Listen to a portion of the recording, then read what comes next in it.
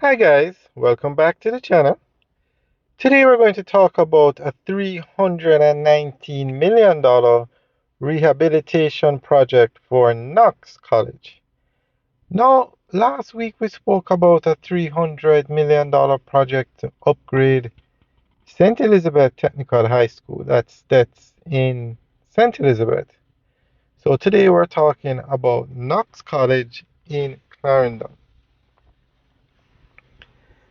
Knox in Spalding, Clarendon is set to undergo a major rehabilitation program following the extensive damage caused by Hurricane Melissa in October 2025.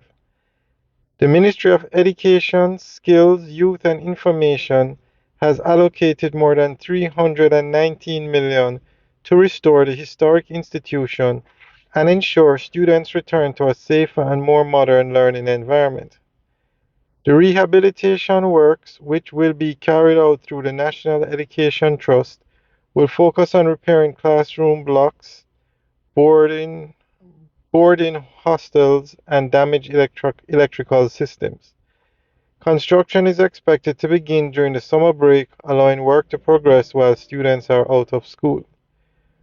Hurricane Melissa caused significant structural and electrical damage across the campus, forcing the temporary closure of the school and disrupting the education of hundreds of students. The investment is intended to fully restore the facilities while improving their resilience against future natural disasters. The $319 million project underscores the government's commitment to rebuilding critical educational infrastructure after Hurricane Melissa.